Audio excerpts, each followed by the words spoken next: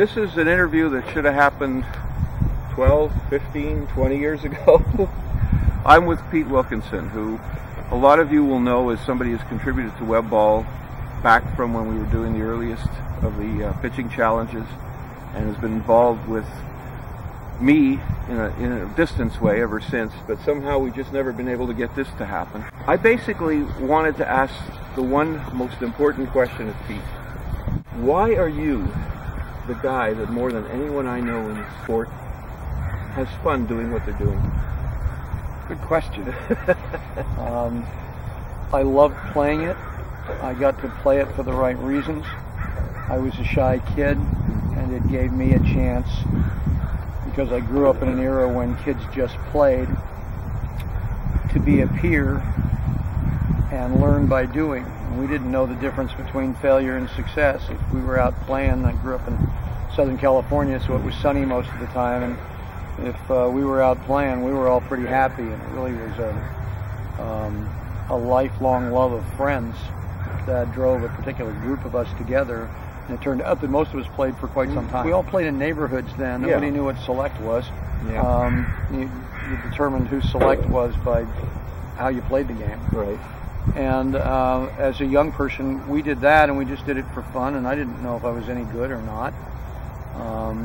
You got good we just somewhere, had fun. You got good somewhere. I ran into a terrific Little League coach, and he taught me everything about attitude, about developing habits, about if you really loved something, then love wasn't a feeling, it was a verb.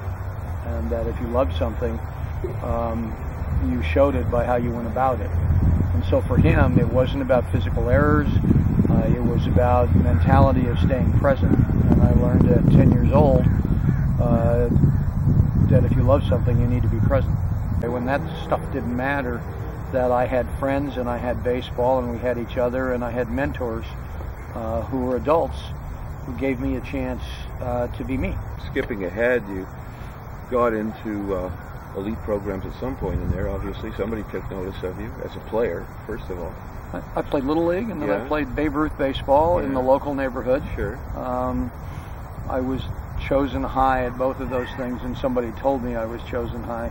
So I got the feeling early on, I think, that there was something about me that could play. Sure. And I got some acknowledgement. I got praise from adults. I got respect for kids, and I happen to have a gift to play the position that defines leader, and other than catcher, and that's shortstop. Yeah. And I got a chance to do that, and I think that made all the difference. Does that happen enough, getting respect? Well, respect has a different meaning for everyone. What I got respect for was effort and loyalty and honesty about whose fault it was. Excuses weren't allowed in my house. Take ownership. And they weren't allowed with my baseball coaches from 5th grade on. I ended up qualifying academically to go to USC, and in the meantime I got recruited a little bit. So USC was a blessing. It was several things. It was above my station in terms of its reputation as being a place where elite kids go. But it was a place that when I got there said you can achieve anything, and you can do it on your own terms if you're willing to be stubborn and persistent.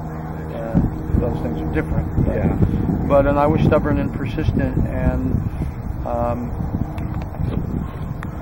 on balance, the university was the right place for me, whether I was in baseball or whether it was just academics. And I got a scholarship, but it wasn't for baseball. It was an academic route. And so I was going to be a student athlete, because I'd run into people who said that balance was important through my life, as opposed to just being a jock. I'm going to skip ahead. I want to get to the point where suddenly the player becomes a coach, and how that transition for you happened.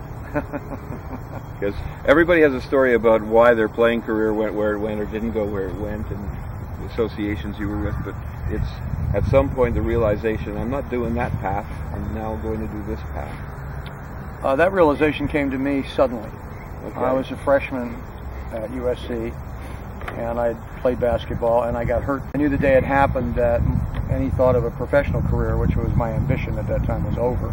And it was a question then of what were the risks of going on, and I heard from the best doctors on the planet that there wasn't further risk and as long as I could stand the discomfort, I could go ahead and play.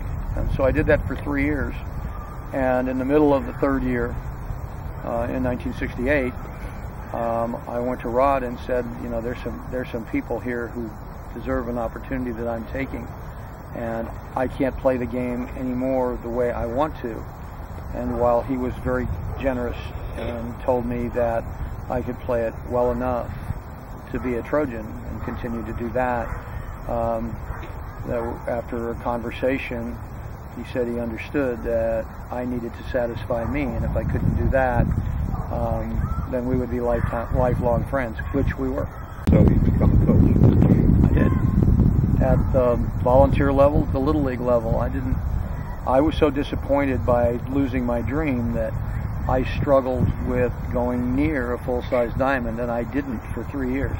And so I went back to my Little League coach and volunteered to help out in any way that he wanted, and I did that for 2 years, and then he got a promotion to San Francisco, and I took the team that I played for, which had eventually had 4 coaches in 27 years, and I coached that team. That's continuity. That doesn't happen often. No, we were the quote professionals. Yeah. We were the professional volunteers that everybody hated. Yeah. But that all the kids wanted to play for. There you go. And I learned the hard way. I learned by being a bad coach how to be a good coach. I was really good at the fundamental stuff and those things, and I was very good at setting standards and helping kids rise. And I was really lousy when we didn't rise in terms of attitude. And I was one of those coaches that I look at now and cover my face and go, oh no, we have things to teach here. So I learned most of my lessons the hard way. But you hung on to how many years now of being a coach, and hung on to that kid-like attitude of that game of baseball and being on the grass and being part of the process. And I find that amazing about you, that you have an approach to, I think it's an approach to life, maybe that's translated to baseball, or is it baseball to life? I don't know which way it goes for you. I've been blessed. Okay. But I fought to earn the blessings that I got. Somewhere along the way, realized that you can't earn those, and that the blessings you have are a gift, and you can do your best with them, and struggle through the times that I still roll my eyes and go, "What are you thinking?" To the times that the kids stand up and grow, and it becomes all about what they did. And I get a massive charge out of doing what my coach, Bill Klug, and then Rod Dato did, which was give us as players all the credit for all the good things and take the heat for all the bad things. And I was very, very fortunate to have gotten from the beginning to work with kids who cared, and then later to earn the right to work with kids who not only cared but had real talent. Right. And I've been so fortunate for over 50 years now. I've been able to do, at least in some way, the thing I would have wanted to do more than anything in life. And what's not to be happy with? You're enjoying it still, obviously. Oh yeah. 65, and you're still happy to be there. If I were retired, I would be doing this if someone would let me. Fair enough. Fair enough. Not to make it sound like it's all about fun, or fun with a purpose even, but it's about, you've had some success there too. I mean, I think the guys who've gone through your program have done quite well for themselves. You're calculating a number count earlier. It was about the number of guys and teams and everything that you've influenced over the years, or been part of your program or part of your teams. And a large percentage, probably more than I think most instructors, a large percentage of your guys have gone on to the next level from where you started.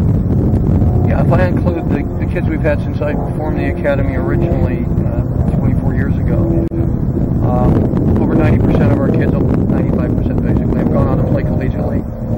70% of those played through their junior year. Virtually everybody who didn't sign a professional contract early got a degree in either 4 or 5 years. We're really proud of that because we made it more than about baseball. Right. And I'm proud of them because they had to go do the work, and they did. And so, Oh yeah, but I'm sorry, I got to interrupt you there because they did the work, but I think they had a mentor that showed them the value of doing that work too, in you. They certainly had a mentor that tried to do that, and the fun part was that I clearly was working with the right kids because they were capable, and the joy of it was making a difference for them. The number of weddings that I get invited to, and Bruce Brown has said recently to a bunch of us that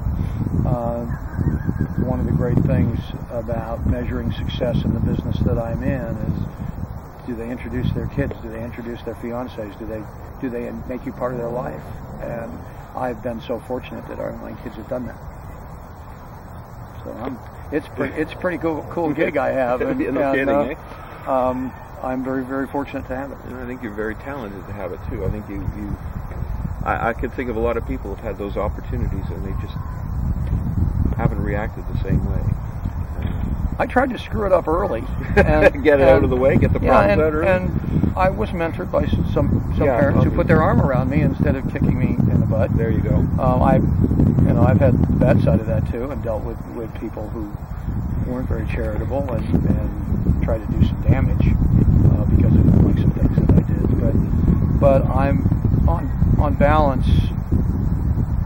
I've found the good folks in life, or they've found me, and we've been honest with each other, and we've done things with integrity. We've tried to do our very best to do it right, to do the right things, and then to learn from the times that I messed it up. About a year or so ago from when this interview's being done, you reached one of those measuring devices people look at. You were given the Tom House Teaching Professional of the Year Award at the ABCA in Anaheim. And I like that it's called a teaching professional, and it's not just called some kind of coaching award. Because it's a recognition, I think, that what you're teaching and what you're talking about in terms of life values is a part of that whole process too. That's more of a recognition that we often give to teachers than we certainly often do to give to volunteer coaches. Yeah, I was really proud of that part of it. I think that I'm in the kid development business, and baseball happens to be the thing that I know a little about. Yeah. And the kids have a love for that, and that's why we meet in the baseball way. Yeah. I think we've done a really good job at the baseball piece, but it's really about life skills and leadership. It's not about baseball. Baseball is going to end for everybody, and we never know in that regard, like I never knew, when tomorrow's not going to be scheduled. And so, so we've made it about what's in it for the long term. I'd always felt, and it was the basis on which I founded the Academy, I'd always felt and heard that baseball and sports build character. And then somebody said, and it struck a chord with me, that not necessarily that it always reveals character. And that I looked at the bridges that I'd had, and all of those bridges were people who led me to understand the game. And in the game, if you're going to be successful at it, there has to be a character piece, because successful includes a monumental amount of failure, and that you have to overcome. And it's really about what Johnny Miller, the golfer, said on a Golf Channel one time. And he looked at the camera dead on and said, "My father always told me that it's not what you achieve in life, it's what you overcome." And baseball forces us to overcome stuff, lots of stuff in public. And I always found a tremendous fascination with that. And because of the athletes at USC that I was associated with, Rod had always said if they could beat the Trojans, they'd be Trojans, and that may make some people unhappy, but we took a lot of pride in that. And so at practice, it was show-off day. Let's see what we can do, and Rod's going to pick somebody to play, and whoever that was great, but let's go control what we can control. And we tried to learn as much as we could from each other and others, and that rubbed off into what I taught. And I credit Bill and Rod Dato with that. They taught me, along with my mom, about how to live. And so anything I've screwed up isn't their fault. Fair enough. Pete, absolutely thank you for doing this. This is why I wanted to do this for a while. I didn't want to talk. We could have talked for hours about pitching mechanics, hitting mechanics, fielding mechanics, all of that stuff that you know and work with. But I know you're not the guy that wants to talk mechanics first ever anyway. So I really appreciate it. This is the interview I wanted to do. This is the conversation I wanted to have with you. So thank you for that. Thank you very much, Richard.